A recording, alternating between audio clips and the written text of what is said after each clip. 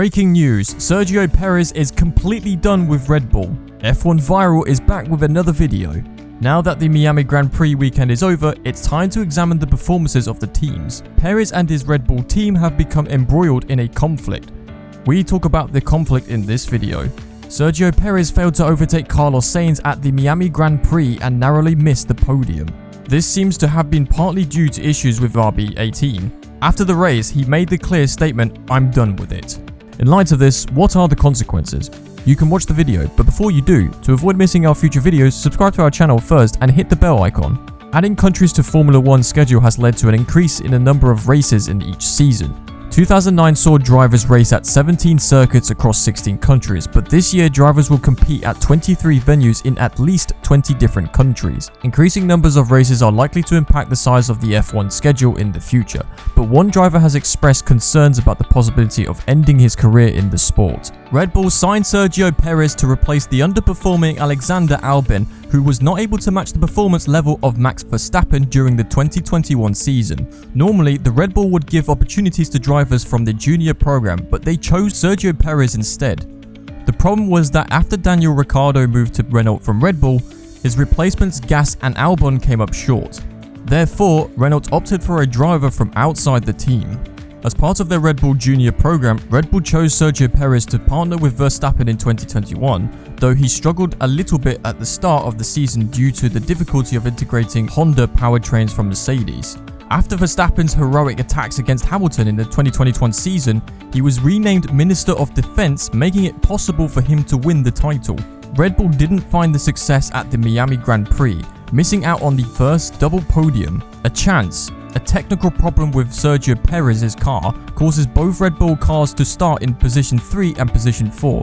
Despite this, Verstappen won after passing both Leclerc and Sainz without any problems. Nevertheless, Perez was 4th when he finished the race. From position 3 until the end, Perez continuously challenged Sainz. A technical issue caused the Mexican to struggle throughout the race.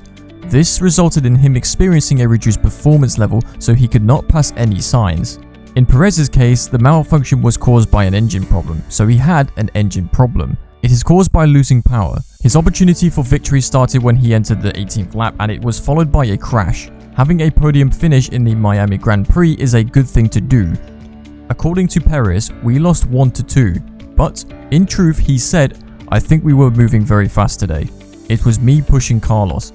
It's a pity that the engine malfunctioned on the first stint when I was paying attention to my tires. Carlos was a second ahead of me when my engine lost power, and I lost around 30 seconds in 2 laps, and the issue affected me the entire race. Our pace was fast enough to get on the podium, and I tried my best to hold on to the position." As we entered turn 52, Perez passed Sainz with the help of DRS.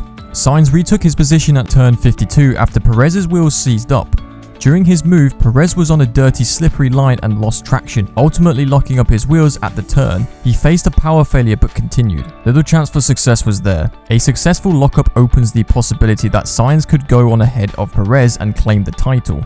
Ultimately, I went for it when Perez said I had an opportunity to work with Carlo already.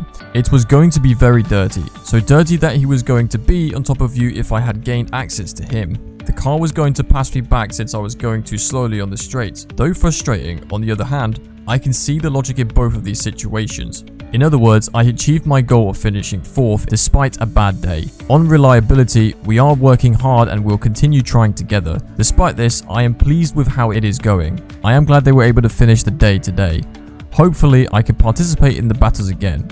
Even though he finished the race in the top 10, the Mexican driver commented on position 4. In one position, he was close to retiring. The technical issue faced by Perez was caused by a defective cylinder sensor that shut down several systems, resulting in around 30 horsepower being lost. Christian Horner, team principal, said Czech was unfortunate today because he had a sensor issue early on and he gave it a real go and lost 30 horsepower. I pitied him and he lost about 20 horsepower. That issue gave him the tyre advantage, and without it, he might have even finished second. We have some interesting races coming up. Things are going well with the car. Despite needing to lose a bit of weight and new development coming in the summer, we're pleased with what we have accomplished this weekend. We have taken Red Bull to the World Cup twice, in 1979, 1982 and 1992. A problem with reliability plagued Bull's power units. As a result, they lost a huge amount of standing points due to a double DNF in the opener in Bahrain. Australia also reigned supreme in Australia at the time. The RB18 of Max Verstappen had to be parked alongside the track engine malfunction caused the accident. However, it appeared the problem had been resolved by scoring 2 podium finishes at the Emilia-Romagna Grand Prix. In the 2021 season, Honda and Milton announced their departure from Formula 1. The Honda F1 program was transferred to a team based in Keynes. In other words, Red Bull and AlphaTauri use Honda engines, rebranding the products as Red Bull powertrains but keeping the Japanese team as their main sponsors. Red Bull engineers collaborate more closely among Honda engines as part of their continuing effort to resolve these issues. Considering the reliability issues with Red Bull powertrains, Horner said we would work closely with HRC to try to understand and ensure that this does not recur in the future. I'm not convinced the car is a particularly reliable one. During pre-season testing, there were just a few niggly things that only became apparent during the regular season. Currently, while frustrating, you know we are working closely with Honda or HRC. It seems like we will be able to work out those issues since they are offering great support. Additionally, the Red Bull principal mentioned that Sergio Perez replaced Nick Heidfeld as Subaru's rookie driver in 2011 and that he brought with him a big sponsorship agreement. The package is, in his first 2 seasons with Subaru, he moved to McLaren as a driver, a replacement for Lewis Hamilton, who drove for Mercedes from the 2013 season onwards.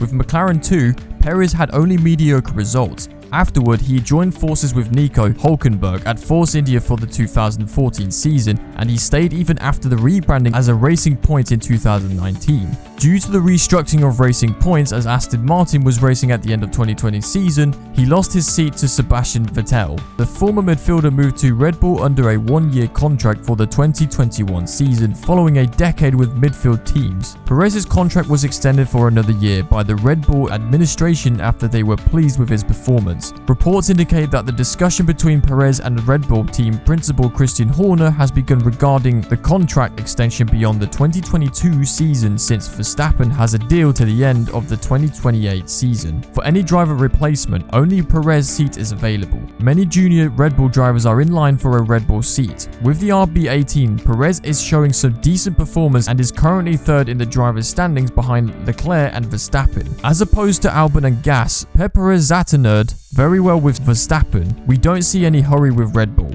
A replacement contract extension should be sought. Gasly doesn't get a promotion to the main team as a result of Perez's decision, which most likely means the end of Gasly's career with Red Bull. According to Jenny Fryer, neither party is in a hurry for a contract extension, and it appears that Red Bull is unlikely to win a championship as a result of opportunity outside Verstappen. Perez will support Verstappen, but the Red Bull has the chance to sign several talented young drivers outside the Red Bull Junior program, such as Oscar Pistre, Callum Islet, and Robert Schwartzman, Helmut Marko, or Christian Horner. Such an option does not seem to be appealing to them. Red Bull will probably keep check Perez for next season as well. Is Perez still capable of reaching that top with the amount of time he gives the team? If so, we would like to hear your opinion. Please comment below and keep it civil. We appreciate you watching the video. We hope to see you again next time at Formula 1 Viral.